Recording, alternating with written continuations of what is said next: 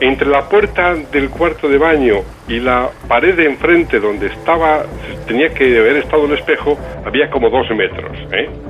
Bueno, el espejo se había, digamos, caído, entre comillas, de la pared, había ido a parar detrás de la puerta, pero no se había desprendido, porque los enganches y las del espejo estaban en el espejo y las escarpias estaban en la pared. Si tenía 4 anclajes, ¿cómo puede? Eso no se puede. Bueno, en este momento no le das más importancia, ¿no? Un día me dice, pues pasadas unas pocas semanas de lo del espejo, me dice mi mujer, oye, ¿te has visto estas estampas? Digo, ¿qué estampas? Esas estampas que hay aquí en el armario de las niñas. Y bueno, pues las tiramos, las quemamos, según me decía mi abuela. No, una estampa no se quema, no se tira, se quema y... Bueno, pues después de quemar la última estampa durante un mes, todos los electrodomésticos que teníamos, que habían venido con nosotros, murieron todos. La lavadora, el frigorífico, un microondas, todo se estropeó. Al mismo tiempo, 3 y 7 minutos prometíamos un viaje concreto, y un viaje para el cual Clara, en su sección habitual, como tantas otras de Milenio 3, son como cápsulas independientes, porque proponen una aventura singular. En este caso, en esa invitación, solo aparece un término y un número: Cabin 9. Pues sí, porque esta noche vamos a viajar a un lugar que es un parque estatal en Estados Unidos, es decir, un lugar puro, un lugar virgen, que está en Fontainebleau, es este parque en Luisiana, en Estados Unidos, y nos vamos a remontar a octubre de 2010. Aparentemente un lugar así, pues dices, que haya fenómenos extraños nos llama la atención, pero sí hay una particularidad en este lugar, y es que cerca hay un pueblo llamado Slender, y que es nuestra protagonista, una de ellas es de ahí, es originaria de ahí, y Lolo, su pareja, español. Este lugar precisamente fue una de las ciudades más afectadas por el huracán Katrina en el año 2005. No sabemos todavía si esto tiene o no que ver, pero es la única cosa que nos habla de algo luctuoso o terrible allí.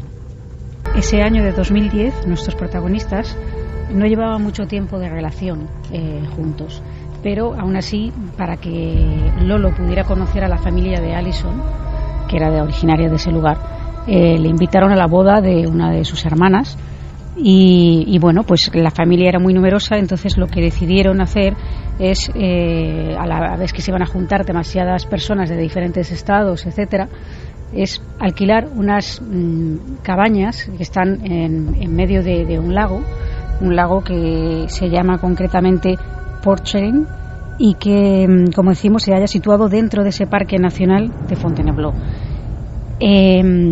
Curiosamente, claro, estas cabañas en inglés se llaman cabin, y ahí el nombre que hemos dado a esto, porque ellos, luego lo diremos por qué han cogido este nombre como sinónimo de miedo, Cabin 9. Cada vez que les ocurre algo extraño, algo misterioso, se asocian con lo que vivieron allí, en ese lugar, en la cabaña número 9. Se alojaron en estas cabañas, estaban repartidos por grupos, y una de las cabañas, la 9, curiosamente estaba libre, porque los familiares que debían haber llegado de otro estado no habían llegado a tiempo. Entonces les ofrecieron a Alison y a Lolo, como eran jóvenes y estaban, vamos a ver, como recién unidos, quedarse en esa cabaña ellos hasta que llegaran los familiares al día siguiente, teóricamente. Y bueno, pues ellos accedieron encantados. Y al llegar a la cabaña notaron una cosa un poco rara, sobre todo a Alison. No le gustó mucho el sitio. Había 2 habitaciones. Una era una habitación con una cama de matrimonio, donde supone que iban a dormir los familiares cuando llegaran al día siguiente. Y otra, unas habitaciones con unas literas, con 2 literas. O sea, en total 4 camas. La habitación de las literas no le gustó a Alison. Le dio mala espina. Y entonces se quedaron en esa habitación de matrimonio, y lo que hicieron fue cerrar todas las puertas, porque le daba pues esa sensación de como que les vigilaba alguien, o una intranquilidad que no sabía muy bien definir. Pero Alison le pidió a Lolo que cerrara absolutamente todas las puertas, y que para que tuviera la tranquilidad de como estar resguardado, ¿no? En principio, esa noche no pasó nada especial. Pero al día siguiente, esos familiares que tenían que haber llegado se retrasaron más de la cuenta y no parecía que llegaran. Entonces, bueno, la segunda noche, pues ya les dijeron que sí, que por favor ya se cambiaran a la habitación de las literas, porque al día siguiente seguro que iban a llegar para que tuvieran la cama preparada. Así lo hicieron y bueno, pues les daba un poco de, como digo, de aprensión ese lugar y decidieron quitar los colchones de una de las literas y colocarlos juntos en el suelo. De esa forma estaban más resguardados. Hay que decir que en este lugar de noche, fuera, no hay nada, absolutamente nada de luz, por eso se les facilita una linterna. Una linterna, en este caso era de esas de rosca, para que si tenían que salir por algún motivo de la cabaña, pues pudieran iluminarse, ¿no? Entonces, mientras estaban colocando las cosas, de repente la linterna que estaba encima de la mesilla de noche, que estaba en medio de las dos literas, se encendió. Y entonces Lolo bromeó y le dijo: mira, es como este lugar no te daba buena espina, mira lo que ha pasado. Sin embargo, da la casualidad de que, bueno, pues ya empieza a hacer las camas en el suelo y Alison decide irse al baño a lavarse los dientes mientras Lolo termina de hacer las camas, y entonces se sucede algo que vamos a escuchar de boca del propio Lolo. Cierra la puerta de la habitación por completo, o sea, con el picaporte y tal. Entonces se va a cepillarse los dientes y no pasan ni pues como 40 segundos más o menos y tal. Se abre la puerta y de repente, pues eso, hasta la mitad, yo pienso que es Alison, estoy de rodillas haciendo la cama. Entonces pregunto: Alison, ya estoy acabando, Alison. Y ya me doy cuenta de que Alison no está detrás de la puerta, porque giro la cabeza y la puerta se está abriendo hasta la mitad y no hay nadie allí. Y ya grito, digo: Alison. Y me contesta desde el baño, que también está cerrado. Entonces cuando me quedo de piedra, porque se ha abierto totalmente, y salgo fuera y me dirijo directamente hasta la entrada, donde nosotros tenemos puestas las llaves, y por lo tanto nadie podía pasar allí. Todavía conmocionado por lo que ha pasado, Alison regresa finalmente a la habitación y Lolo decide no contarle nada, entre otras cosas porque sabía que esa habitación a ella no le gustaba mucho y encima, en fin, pues no, como que no quería asustarla, ¿no? Entonces, bueno, pues sucede que vuelve a ocurrir lo de la linterna. La linterna se enciende sola otra vez y entonces Alison, sin saber nada de lo que ha pasado, le dice: ¿Has revisado bien la linterna? Dice, pensando que sí, entonces lo coge y comprueba que la linterna estaba bien apagada y ya, bueno, pues se quedan los dos un poco, ya ahí sí que les entra un poco de miedo. Aún así, se meten en la cama, se acuestan, tenían sus pertenencias alrededor de los colchones en el suelo. Y bueno, pues Alison se va quedando dormida, quizá más tranquila porque no ha visto lo que ha pasado con la puerta, pero Lolo no puede pegar ojo, y ya después de una larga noche en la que no se atreve casi ni a moverse, por fin se queda dormido. Y en el momento en que se queda dormido sucede un sueño. Lolo ve que se encuentra en ese mismo lugar, en esa misma habitación, con esas literas, y él puede observar la escena. Hay 4 jóvenes, 2 están subidos en las literas y 2 están en el suelo donde se encuentran ahora los colchones practicando una sesión de Ouija. Y uno de ellos dice: manifiéstate, espíritu, si estás aquí, manifiéstate. Y en ese momento un espejo enorme que había en la habitación del sueño parece como si se empieza a desplazar y se acerca y sale la figura de un hombre. Y entonces ellos dan un grito y se asustan muchísimo, y al mismo tiempo Lolo se despierta, ¿no? Él lo contaba un poco de esta manera. Y de repente, pues el espejo que estaba encima de esa mesilla donde teníamos, pues salen las alcayetas, se hacen súper largas, como de medio metro, es surrealista. Se inclina el espejo de manera que se ve una imagen de un hombre, y directamente ellos pues pegan un respingo y tal, y es donde yo me despierto y realmente estoy sudando y ya despierto a Alison. Es muy temprano, a primera hora de la mañana. Lolo se despierta fatal, le pide a Alison que recoja las cosas, que se quiere marchar de allí. Los dos se quieren ir de esa cabaña. Y bueno, pues en ese momento Lolo piensa que ese sueño ha sido producto de todo lo que han vivido y que esa sugestión le ha generado el sueño. Sin embargo, cuando están ya recogiendo las cosas para marcharse, se dan cuenta de un pequeño detalle que convierte aquel sueño en algo muy real. donde habían dejado, donde está la mesilla, donde estaba la linterna, ¿no? donde esa linterna que se ha encendido sola, sobre ella había un espejo muy pequeño, de 50 por 50 centímetros apenas, que no era como en el del sueño, porque el del sueño hemos dicho que era un espejo muy grande, ¿no? Pero en ese momento, cuando mira la pared y ve el espejo y recuerda el sueño, se da cuenta de algo muy importante que él mismo nos describe. Yo no había reparado en el espejo es un espejo, como he dicho antes, cuadrado de unos 50 centímetros por 50 centímetros. Me pongo a recoger las cosas y tal, y me doy cuenta de que ahí realmente había un espejo exactamente igual que en mi sueño. Había un espejo alargado de aproximadamente 1,80, entonces se ve que había estado ahí porque estaba como la parte, la huella que deja cuando hay un espejo, un cuadro antes y tal, estaba como más limpio, una sombra alargada de lo que era un espejo grande, y no ese de 50 por 50. Y para rematar, Alison, cuando está recogiendo las cosas del suelo, de al lado de los colchones, se da cuenta que la tapa del objetivo de la cámara de fotos no está. Entonces, bueno, se agacha, empieza a mirar y ve que la tapa se ha desplazado al otro lado de la habitación. La ve a través de una de las literas situada en el otro extremo, algo que no nos explica cómo ha podido ocurrir. La cosa es que nos preguntamos ahora si esto fue realmente solo un sueño o si Lolo accedió a algo más, una especie de fenómeno de retrocognición que le hizo ver algo que ocurrió en ese lugar y que ha originado que ese espejo haya sido quitado, retirado de la pared. Pues esto es algo que tenemos la duda nosotros, pero ellos tienen muy claro que ese lugar, el Cabin 9, les marcó para siempre. Una simple imagen, un sueño vívido, un sueño especial, de esos que no se disuelven, que se recuerdan, unos niños haciendo la ouija, pidiendo que se manifieste al espíritu, el espectro, lo que sea que surge del espejo. No sé si ha habido casos parecidos donde un sueño tan real luego se ha convertido en prueba evidente de que algo había ocurrido en ese mismo lugar. Sí, el fenómeno es un poco de retrocognición, es decir, es un poco como lo contrario a la precognición, es decir, acceder a información que ha ocurrido en el pasado en un lugar determinado. A través de un sueño. A través de un sueño o a través de visión directa, o alguien que de un momento determinado conecta con otra realidad y puede ver lo que ha ocurrido allí, ¿no? Esta es la explicación que yo he podido pensar que tiene este caso, porque no se me ocurre otra, teniendo en cuenta que encima estamos en un lugar, en un parque natural, aunque esa zona fuera arrasada por el huracán Katrina. No sabemos muy bien qué pudo ocurrir, pero lo curioso es que soñara con esa misma habitación, en esas mismas condiciones, todo era igual, exceptuando ese detalle del espejo.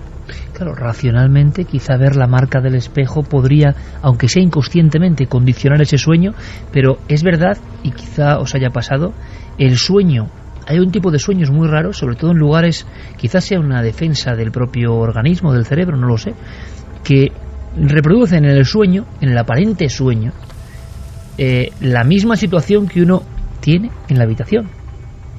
Por ejemplo, uno está, a mí me ha ocurrido en algún sueño bastante terrorífico que no quiero ni recordar, en alguno de los viajes en tiempos en busca del misterio, en solitario, estar en una pensión o estar en un hotel habitualmente de baja categoría y de lugares perdidos, y que el sueño que estás teniendo seas tú mismo en esa cama, en esa habitación que tampoco te has fijado muy bien, y que todo se reproduzca exactamente, con lo cual hay un momento de confusión total entre lo que es un sueño y lo que podría estar pasando en el duermevela y que quizás sí que estabas viendo, ¿no? Sí. El sueño reproduce el espacio donde tú estás durmiendo y que no es el tuyo habitual. Y el momento, ¿no? Es decir, tú sabes que estás en ese momento. Lo que ocurre es que encima aquí se suma el tema de que la puerta se abriera sola, de que la linterna se encendiera sola. La sensación que ellos tenían al llegar a ese lugar tampoco era una sensación muy buena. Y para rematar, al día siguiente, la hermana de Alison les pregunta que qué tal han dormido, y ellos dicen, en principio, de hecho no querían contar nada a la familia porque no quería quedar Lolo como si fuera el novio español rarito que acaba de juntarse con nuestra hermana, ¿no? Pero como ella les insiste un poco, ya le hablan un poco de una noche un poco agitada, y dice, sí, lo sé, de manera un poco enigmática. Parece que la hermana de Alison tenía como una cierta capacidad de evidencia con otras cosas que me estuvo contando, de otras situaciones vividas por ellas, pero no hubo forma de sacarle por qué sabes esto, de que tienes esta información, ¿no? A día de hoy marcados por ese sueño en ese lugar tan especial, pero no han logrado saber qué ocurrió en ese sitio. No, nada. ¿Alguno de vosotros ha tenido un sueño donde se reproduce el lugar donde estabais durmiendo en ese preciso instante y que parece que se intercala la realidad de la ficción?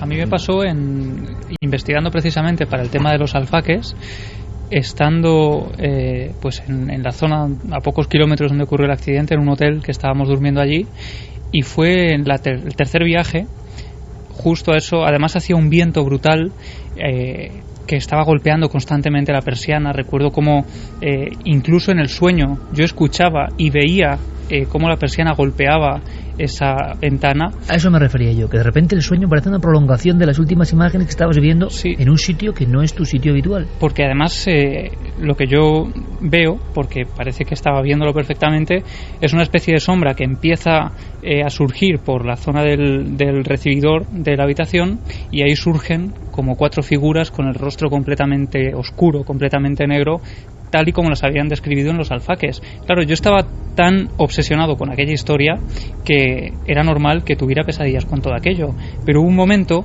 en el que prácticamente estaban cerca de la cama y la persiana empezó a golpear con mucha fuerza esa ventana y ya me desperté, y era casi como si aquello hubiera desaparecido delante de mis ojos, porque la visión era prácticamente idéntica a la del sueño, incluso esos sonidos que se colaban. Claro, muchas veces ocurre con obsesiones. A mí me ha pasado con obsesión por un tema. ¿A ti, Carmen, tú recuerdas ese cuando te pasa?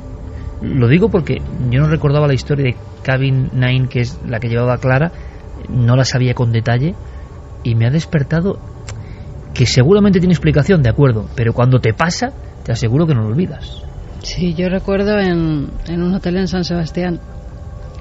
Además habíamos dado una conferencia, es un hotel que está completamente renovado, estábamos en una habitación además preciosa, y no sabes muy bien si es un sueño o es una realidad lo que estás viviendo. A eso me refiero.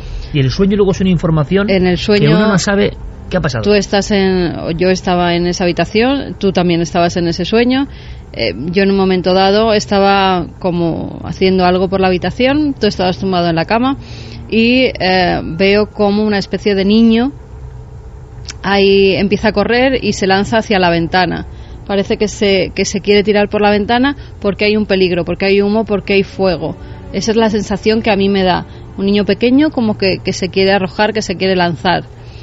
Luego supimos que en ese hotel pues habían pasado muchas cosas, entre otras un incendio, aparte de que también había sido hospital durante la guerra civil, que había sido tiroteado, o sea que es un hotel con mucha historia. Sí, los tiros quedan en la fachada. Es un hotel con mucha historia, pero justo cuando te despiertas es cuando parece que el niño se va a lanzar, y en ese momento no sabes si lo que has estado viendo es real, ha habido una aparición en la habitación y realmente has visto una especie de figura que parece lanzarse como una escena de otro tiempo, o lo estabas soñando y en ese momento que te despiertas estás lúcido y parece que es el último momento en el que el niño salta.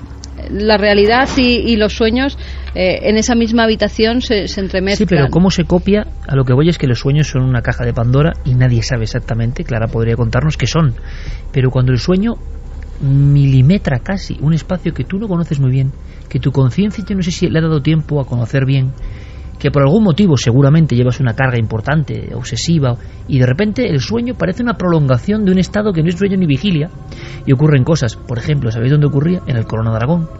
Muchas personas se despertaban de repente en el Corona de Aragón y veían la imagen de bien un niño acercándose a la ventana, o bien un anciano que quejumbrosamente salía del baño e intentaba aproximarse a la ventana sin conseguirlo, y luego aquello se difuminaba. Imaginaos las personas que muchas se enteraron después de que en el año 79 80 personas mueren encerrados por las llamas en ese Corona de Aragón. Se estaba como reproduciendo, pero es que el sueño a veces no sabían si era una visión real a los pies de la cama o el sueño había reproducido como un programa que desconocemos, que se activa y que de repente todo tu entorno se copia igual, exactamente igual. Yo no sé, Santi y Clara, ya que hemos abierto este melón en este momento, ¿habéis tenido una experiencia parecida? Yo uno de los sueños más reales que he tenido en mi vida y más raros, y con un epílogo más raro todavía. Lo tuve de pequeño. Pero tiene que ver con esto, con habitación copiada. No, exactamente. Exactamente.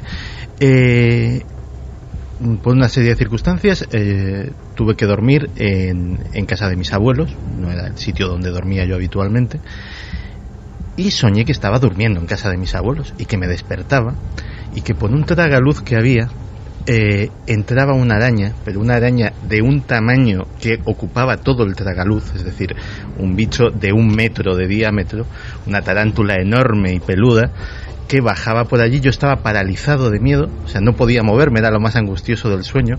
Me corría por la cama y venía directamente hacia mi cara, y en ese momento me desperté.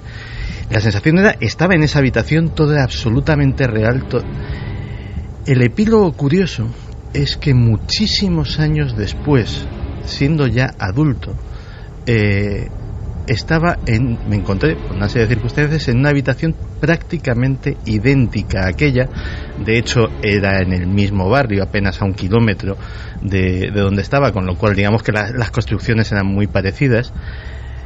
Y cuando tampoco era mi habitación, y cuando me fijé en la decoración del lugar, la persona que era la dueña de esa habitación tenía una enorme araña negra de peluche en una de las paredes, y te juro que todavía no le he sabido encontrar el sentido a eso. ¿Clara? Sí, yo he tenido varias veces este tipo de sueños. Sueño que reproduce la estancia donde uno está. Sí, y curiosamente me llama la atención lo que estamos hablando, porque ha salido algo que es interesante para mí, y es que muchos de esos sueños que yo he tenido son en lugares, pues precisamente en lugares de hoteles, en habitaciones desconocidas a priori por nosotros, donde parece que estamos más a la merced de lo que sea, ¿no? De nuestro inconsciente, vamos a llamarlo así, o de otras realidades. Pero sí que es verdad que estamos hablando de estos sueños y estáis recordando sueños que son de hace años. Fíjate lo que nos ha contado Santi. La fuerza con la que ha impregnado nuestra mente ese sueño. No es un sueño que se va como azucarillo en agua, como la mayoría. La mayoría se van, efectivamente, desaparecen enseguida, pero hay sueños que se recuerdan toda la vida. ¿Por qué? Porque el contenido anímico, espiritual que queda plasmado es tan importante, tan fuerte, que el mensaje era obvio que teníamos que recibirlo de alguna forma y marcarnos de alguna manera. Es decir, que hay sueños diferentes, otro estadio de los sueños, ¿no? Esta noche, a las 3:29, tenemos aquí la visita de unos ilustres amigos, Xavi e Ingrid, bueno, auténticas estrellas de los 40 principales, ¿no? Compañeros, ¿cómo estáis? Hola, buenas noches, Iker, que es un placer enorme estar aquí rodeado de genios como vosotros. Sí, hombre, faltaría más. Ingrid, ¿qué tal? Bueno, muy bien. La verdad es que hemos pasado unas horas mágicas, ¿eh? No, es la primera experiencia que tenemos nosotros con Milenio 3 en directo, así que estamos súper agradecidos de que nos hayáis dejado subirnos en la nave. Es espectacular esto, vivirlo. Además, yo siempre digo que sois cazadores de la verdad, ¿eh? Porque hay que tener valor en el momento histórico en el que estamos, que es la sobreinformación. Estamos tan desinformados, ¿verdad? Y es bonito que haya gente como vosotros y tú liderando este proyecto que haga justo lo contrario, ¿no? Pues os deseamos todo el éxito en esta casa que compartimos, compañeros. Gracias. Los 40. Os deis una paliza enorme, pero ellos son currantes de verdad. Lo hemos dicho muchas veces, ¿verdad? Sí. Carmen, dan un buen ejemplo. Esta pareja de currantes vocacionales, tan jóvenes, tan unidos en su misión, en su proyecto. ¿Por qué los menciono yo ahora? Y bueno, de sobra conocidos. ¿Han tenido algún sueño así extraño? Es lo que iba a decir. ¿Os ha pasado alguna vez algo parecido a lo que estamos contando? Sí. Ha pasado. A mí de pequeño me pasaba muchas veces, y además era casi obsesivo con una misma imagen siempre que se repetía, que era una figura que yo no podía identificar quién era, pero que estaba al otro lado de una cristalera clarísima que yo veía cada día, que era la cristalera del comedor de mi casa. Y me inquietaba muchísimo, claro. Solo veía la figura, soñaba exactamente eso. Y luego me despertaba y veía la cristalera real, ¿no? Era agobiante. Sí, son cosas también. Sí. A mí me pasó algo que me ha marcado. Mira que yo suelo estar muy perceptiva al tema del misterio y demás, pero es que la verdad es que jamás me ha pasado nada, excepto por esa vez que aún no sé si lo soñé o lo vi de verdad, que fue una noche que me desperté con unos 3-4 años y yo quería ir al lavabo. Y yo siempre lo describía y lo sigo describiendo como una bruja que se me puso en medio, claro, y entonces igual si lo viera ahora sería, claro. Yo veía la figura oscura de una mujer muy ancha, a la que yo vi como una auténtica bruja, que no me dejaba ir a hacer pipí. Después de eso, una semana después, a mí me ingresaron con reflujo vesicoureteral, que es algo que he tenido, y una patología que tenía desde antes, pero siempre he pensado, ojo, ¿estará relacionado el...? Muchas veces, Clara, ¿verdad? Las afecciones parece que generan un mensaje que es una forma de explicarlo igual sencilla y hay algo más, ¿no? Sí, pero bueno, es verdad que podemos tener algún tipo de patología oculta o no oculta, en tu caso si estaba de antes, pero claro, sí, y se conocía además. Y se conocía, pero la forma de pedir ayuda, es decir, de que esto hay que solucionarlo, es el inconsciente lanza mensajes muy profundos, muy fuertes, de contenido emocional muy fuerte, precisamente para que reflexionemos sobre ello, a veces de manera muy exagerada incluso, como en el caso de esta bruja, para que tomemos conciencia. Sí, pero que es un arquetipo en el fondo que se está apareciendo. Claro. De niño es bruja, pero en el fondo era una figura oscura en mitad de un pasillo que se aparecía por algo. Y me daba miedo. Yo recordaba que a esta mujer le decía, por favor, déjame pasar, que me hago pipí, por favor. Y la señora me decía que no. Es un poco imagen de sexto sentido, el pasillo y alguien que se pone en medio, sí, hay que es un clásico, arquetipos absolutamente pequeños, clásicos. El señor de oscuro con el sombrero, que también ven muchos niños, la típica bruja, esta figura alargada tipo Slenderman, que también aseguran ver muchos pequeños. Son algunas cosas que se repiten, ¿no? Pero que muchas veces no son sueños, son figuras que ven. Mencionado antes a Stanislav Grof, que hablaba de que en el parto, es una cosa que me impresionó mucho, las visiones perinatales. Según Grof, aunque no hay memoria, porque nadie sabe por qué se pierde la memoria del nacimiento, en ese momento aparecen las primeras figuras de brujas, de reunión de figuras oscuras que nos miran, un poco aquelarre de Goya, y queda impregnado, según Grof, este gran experto en el cerebro, en esos momentos de pelea tremenda en el parto. Tener razón o no lo sabemos. Y fíjate lo que ha expresado Ingrid, y que de hecho todos aquí hemos dicho, no supe en ese momento bien si era un sueño o era parte de la realidad. Esa especie de protección que nosotros mismos nos buscamos pensando que quizá era un sueño. Exacto. Que no era realidad. Menos mal que los sueños son. Tenemos ahí los sueños son muchas cosas que no entendemos, defensa, ¿no? Y hemos abierto esta perspectiva, por supuesto, con nuestros amigos, con Xavier Martínez y con Ingrid, que por cierto, quien sea seguidor o no sea seguidor, mejor dicho, ¿dónde os pueden seguir, compañero? Pues estamos cada tarde en los 40 de 8 a 9, hora menos en Canarias. Pues muchísimo éxito. Lo más 40. Compartiendo esta casa. Muchísimo éxito. Y un placer haber pasado estas horas con vosotros. Enhorabuena por el programa. Que muchas gracias. Sean más ocasiones y que la misión de comunicar continúe, que la misión de comunicar hoy en día es importantísima y salvadora. Yo les he regalado un libro a mis amigos, ¿verdad?, que se llama La noche del miedo. Esa investigación, y lo cuento en ese libro, una de las cosas que a mí más me impresiona, y enseguida vamos con toda la actualidad, pero bueno, a veces pasa esto en Milenio, ¿no?, que se va uno por una grieta y de repente contamos cosas. Bueno, pues yo estaba muy obsesionado, como lo estaba Javi, o como contaba Carmen, que era en un hotel, y andaba obsesionado con la historia de un expediente X español, unos soldados y una figura. Y recuerdo un hotel muy impersonal en Badajoz, y yo había quedado con los soldados al día siguiente. De repente aquel sueño era el calco exacto de la habitación, que no me había dado mucho tiempo, había llegado rendido, un viaje largo, y sin embargo yo en el sueño, o no sé, sabía perfectamente que era la sábana, la rugosidad de la sábana, la puerta en un lado del baño entreabierta, la ventana por donde entraba la luz de la luna. Y en cierto momento, en ese sueño yo estaba igual, medio paralizado, con miedo.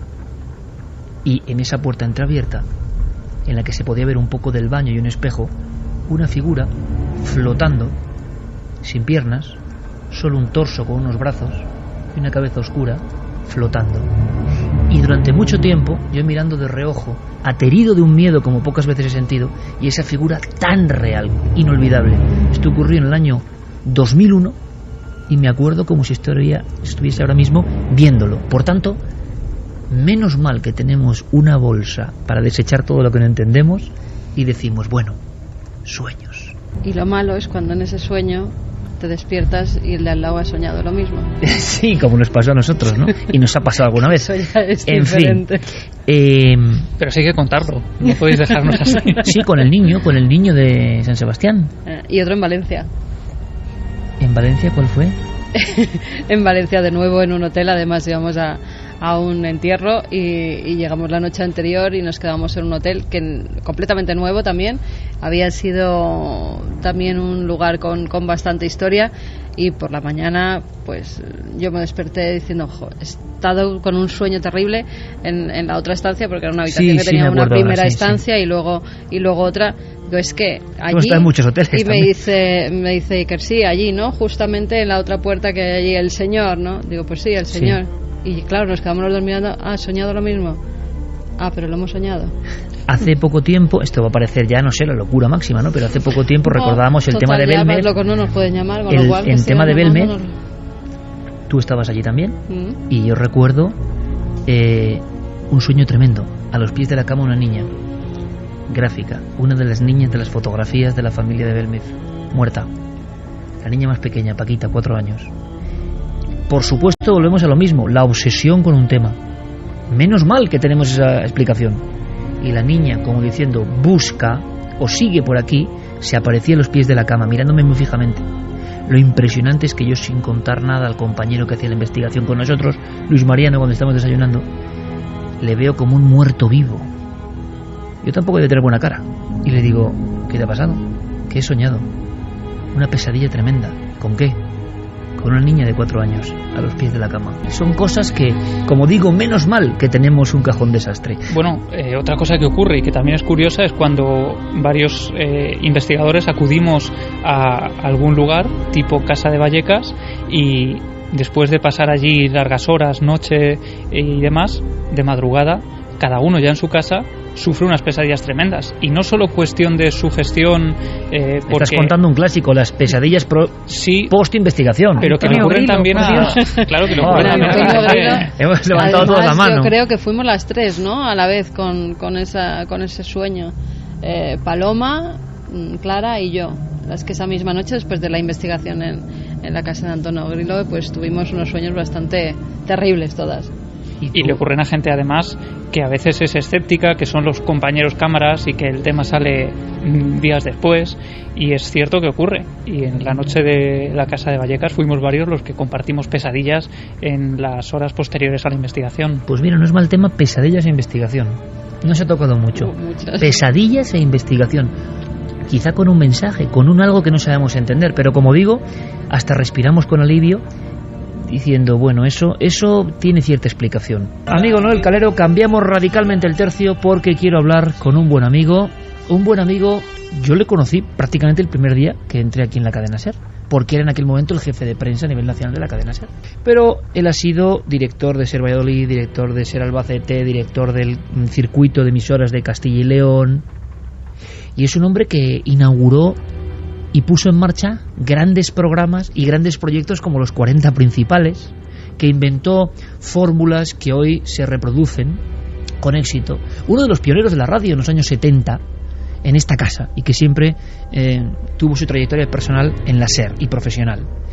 Y bueno, siempre hicimos buenas migas, siempre comentábamos cosas, siempre tuvo buena deferencia para este programa. Y lo curioso es que yo no conocía una historia. Me dejó caer un día algo, pero no me lo contó con detalle. Él tiene un blog que es muy interesante y que yo recomiendo, que se llama Leyenda Viva, donde cuenta sus historias de la radio por dentro, historias de la historia de la radio, y sinceramente yo lo disfruto bastante. Pero claro, la sorpresa es cuando detalla algo más de un piso donde pasó las de Caín, pero él y toda su familia. Vamos a hablar con esta leyenda de la radio.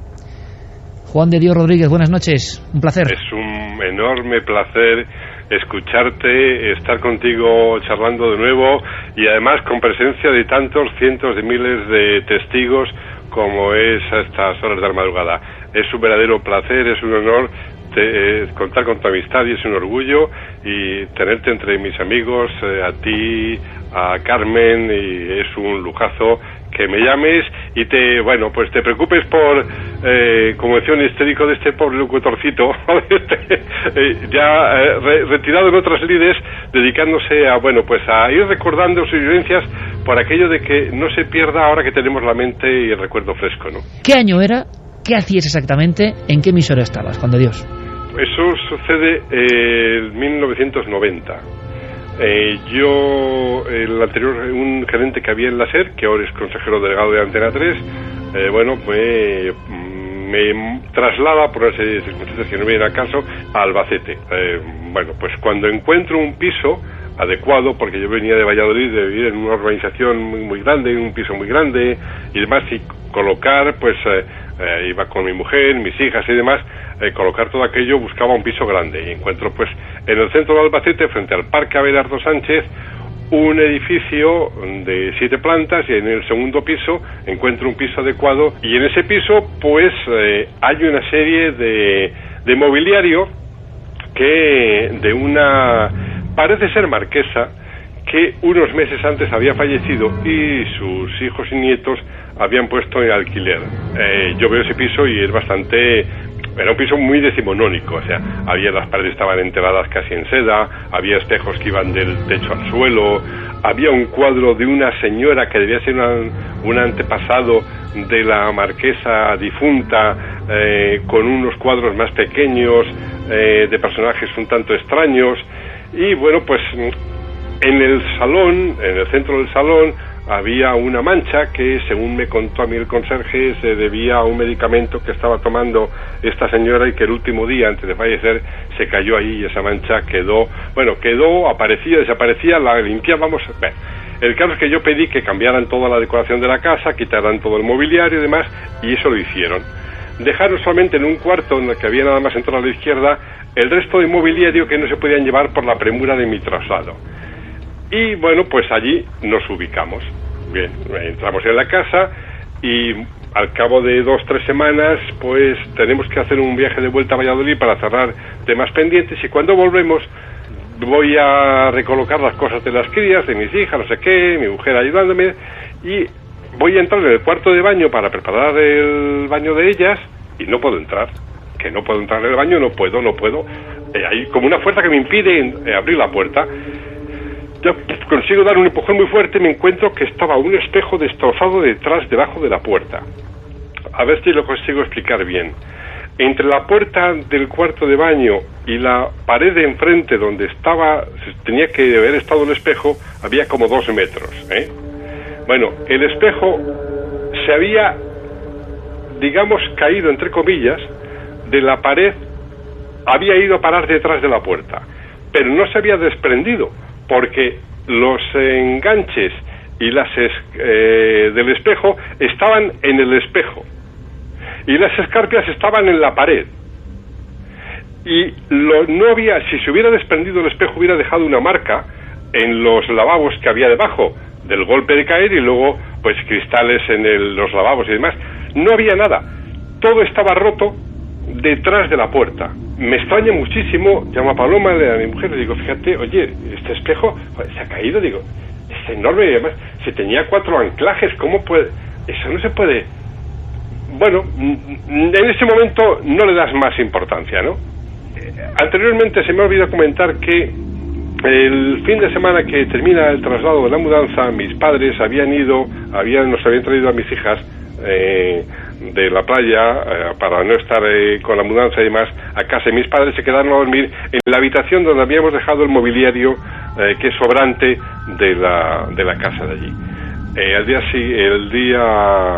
que se levantaron por la mañana, mis padres me dijeron que no volviera a dormir en esa habitación ni en esa casa, por favor, hasta que esos muebles no se vaciaran, que no habían podido dormir y se encontraban muy mal. De hecho, no desayunaron, no comieron, se fueron con mal cuerpo, se guardaron muy mala sensación de aquello. Bueno, un mes después pasó lo que te cuento del espejo.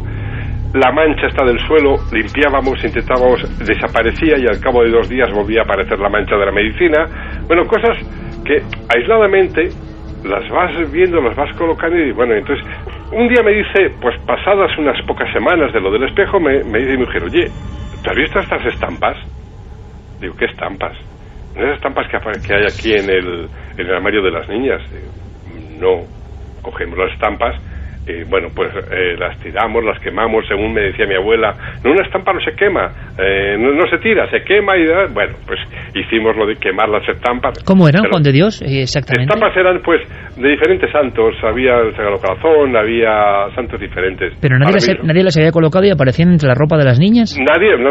Sí, bueno, mi mujer llegó a sospechar que teníamos una asistenta que, bueno, mi mujer y ella no se caían muy bien. Mi mujer llegó a sospechar que debía ser cosa de ella, ¿no? Pero es que cuando esta chica dejó de venir a casa, siguió pasando, seguían apareciendo esas estampas. Hasta que un día dejaron de desaparecer. Ojo, después de quemar la última estampa durante un mes, todos los electrodomésticos que teníamos, que habían venido con nosotros, murieron todos. La lavadora, el frigorífico, un microondas, todo se estropeó. Al mismo tiempo. Ya que yo empezaba a tomar una sensación bastante molesta, ¿no? En ese momento en la familia sí que hay cierta preocupación. ¿Tu mujer o tus hijas han visto alguna cosa al margen? Claro. Mis hijas no les trasladábamos el tema. Mis hijas tenían 6 y 9 años y no, tampoco queríamos agobiarles mucho, lo comentábamos entre nosotros.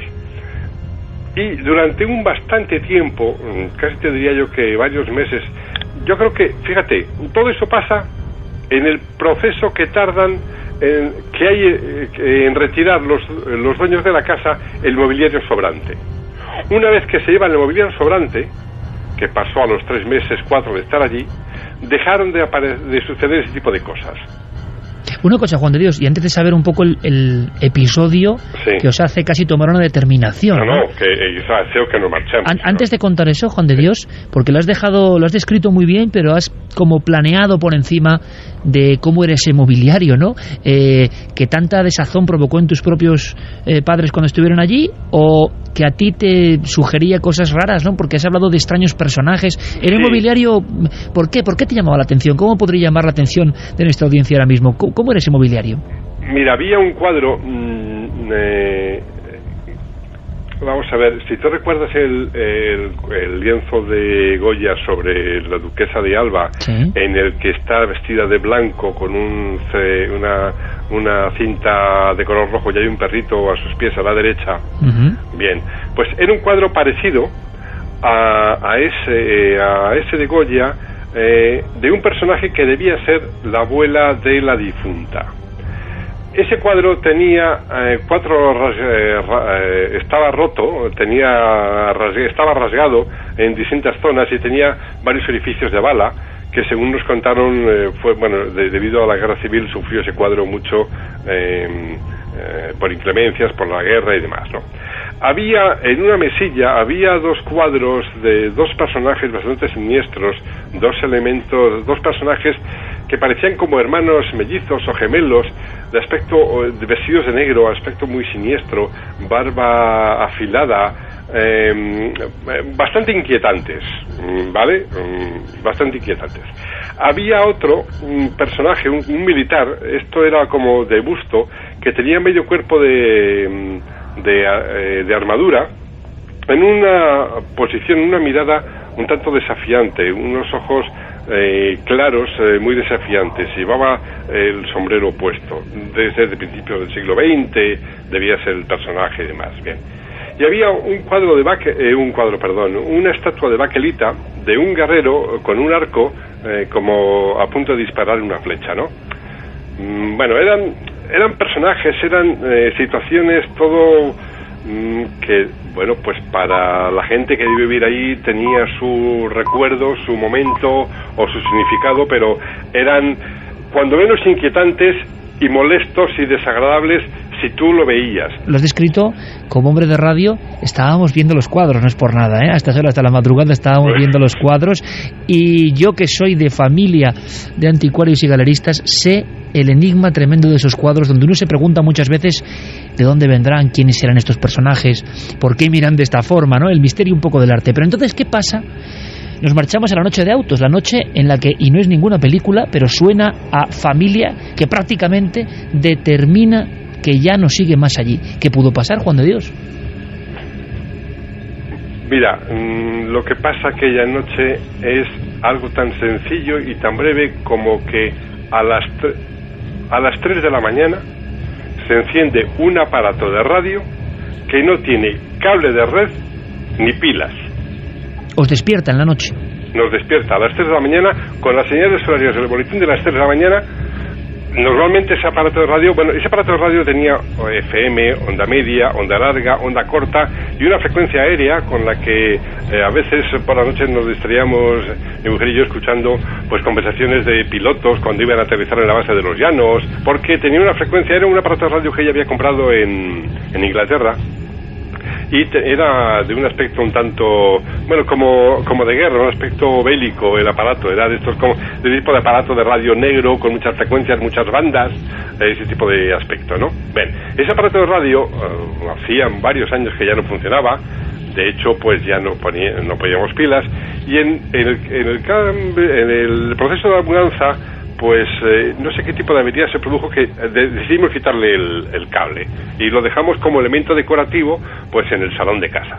Bueno, era un aparato de radio que era como un mueble, es como si de repente, pues a las 3 de la mañana se pone a sonar un armario. Pero a sonar un armario no que haga ruido, sino que el armario cuenta un programa de radio. Pues lo que sucedió a las 3 de la mañana de esa madrugada fue que de repente se enciende un aparato de radio. Digo yo, me dice mi mujer, ¿dejaste el equipo de música? Digo, no, si no, además no tiene programador. Fui a ver y veo que ese aparato de radio está sonando. ¿Y cómo es esa ida a ver, Juan de Dios? Es decir, cuando te vas dando cuenta de que eso está ocurriendo. Voy pensando que es eso. Entonces voy por el pasillo y cuando llego al salón digo, estaba sonando ese aparato de radio. Bueno, doy botones, pero botones que no reaccionaban porque efectivamente no tenían ningún tipo de función, ningún botón. Hasta que...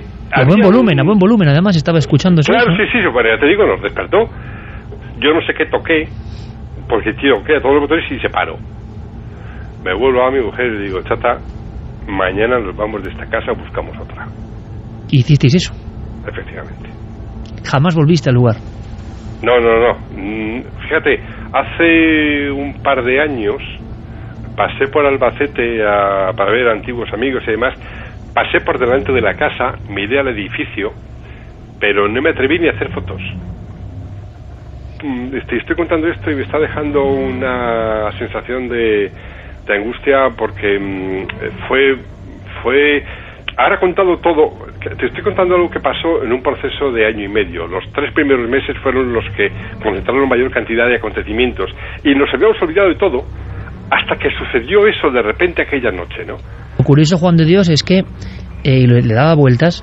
Esa sensación que tú tienes, esa especie de hormigueo, de inquietud, de extraña emoción, es el misterio. Al final, el misterio es eso, ¿no? Porque uno sabe perfectamente lo que ha vivido, uno sabe por qué lo cuenta, en este caso entre amigos, y uno sabe que tiene esa certeza, piense cada oyente lo que piense o lo que crea. Curiosamente, Juan de Dios, y esto quiero decírtelo, en el desarrollo de lo que nos has contado varios clásicos absolutamente importantes de casos más o menos, no muy conocidos, pero que se han repetido en ocasiones, ¿eh? Ahora, a mí me parece que hay una lectura como de señal curiosísima, y es que a un hombre que ha dado su vida por la radio, un hombre que ha amado la radio, un hombre que vive la radio, un hombre que escribe de radio, y resulta que lo que le ocurre es que a las 3 de la mañana un aparato de radio, sin estar conectado a nada, le habla. Me parece, por otro lado, maravilloso también, ¿no?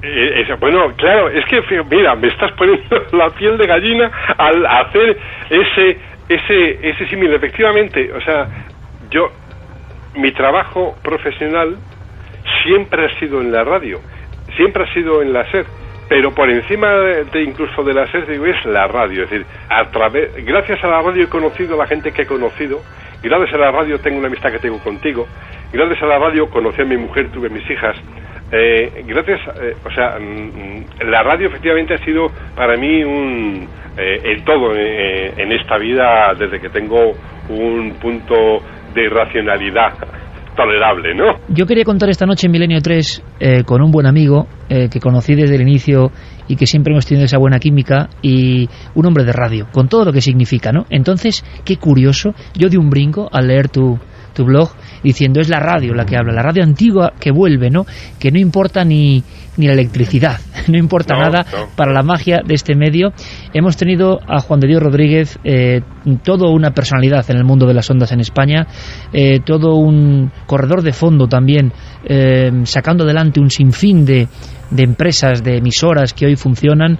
Y yo quiero agradecértelo muchísimo, compañero, por este granito de arena de una historia de misterio y de radio, y que al final no hemos convertido tanto en miedo, sino en curiosa señal, ¿no?, que ha guiado nuestra vida. Te lo agradezco muchísimo y recomiendo Leyenda Viva a todo el mundo que quiera aprender de la radio por dentro. Juan de Dios, un abrazo grandísimo, amigo. No sabes cómo te agradezco tu llamada, tus palabras, ese abrazo a través de las ondas que nos enviamos mutuamente, porque es el que más dentro nos llega. Un abrazo muy grande, un besazo a Carmen, otro para Alma y adelante, chavales. Gracias, Juan de Dios. Gracias. Nos marchamos a Badajoz, Javier, porque ahí está la noticia de última hora. Sí, y que ha sido publicada por el periódico Hoy de Extremadura, ha aparecido en su sección Extremadura Secreta, que lleva nuestra compañera y amiga Israel Espino, y que está investigando este tema en profundidad. Se trata del Hospital Perpetuo Socorro, en Badajoz, está situado en la avenida Damián Tellez La Fuente, y allí, desde hace más de 20 años, empezaron a hablar de una misteriosa figura, una misteriosa persona, presencia, que surge por los pasillos, que parece desplazarse flotando a través de ellos, como si fuera en una especie de raíl, sin flexionar las piernas, y que fue vista ya, como digo, hace más de 20 años, por una paciente que acababa de dar a luz y que vio surgir en su habitación esa figura con ropajes oscuros que llegaban al suelo y que le ofrece unas pastillas para calmar unos dolores que tenía en ese momento. Cuando lo cuenta a las enfermeras, que le extrañaba que a altas horas de la madrugada hubiera aparecido una mujer, le dicen que allí no había pasado nadie y le hablaron de la leyenda de esta dama de negro.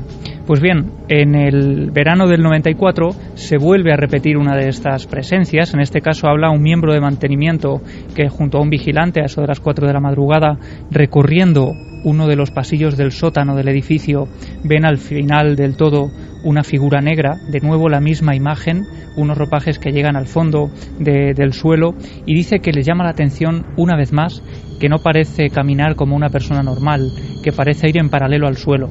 Se mete por un pasillo, cuando van detrás de ella pensando que se ha colado allí, descubren que se ha introducido en el hueco del ascensor, que estaba en obras, y creyendo que puede haberse caído, que puede haberle ocurrido algo, van corriendo hacia allí, y cuando enfocan con la linterna en la oscuridad del hueco, descubren que no hay absolutamente nada. Y una vez más, en el año 2011, en noviembre, aparece el testimonio de un cirujano con su esposa que llegan a las 8 de la mañana al hospital, están en la tercera planta, recorren el pasillo oscuro también en soledad, porque a esa hora no ha amanecido prácticamente, y cuando están llegando al despacho, en ese pasillo, ven una vez más esa figura de la dama de negro que va recorriendo el lugar, que gira una esquina, y creyendo que también, una vez más, es alguien que se ha colado, cuando van detrás de ella, allí no hay absolutamente nadie. Pues bien, Iker, justo esta semana pasada, hace unos días, se ha vuelto a repetir esta visión. En este caso, además, tenemos el nombre del testigo, él se llama José Luis, estamos intentando hablar con él, ahora mismo está bastante asustado y bastante reticente a tratar el tema. Acaba de pasar hace nada. Hace muy poco, hace escasos días, pero quien sí ha tenido la oportunidad de hablar con él ha sido nuestra compañera Israel Espino, que nos va a contar cómo ha sido ese encuentro. Al parecer, en el mes de agosto y de septiembre, o sea, hace nada, hace unos días, ha sido la última aparición, pues ha habido unas extrañas manifestaciones. De hecho, bueno, he conseguido ponerme en contacto con una de las personas que se han encontrado esta extraña aparición. Él se llama José Luis, trabaja en el hospital y, bueno, se la ha encontrado en una sala, en la sala cuarta, donde suele aparecerse. Además, es una planta diáfana.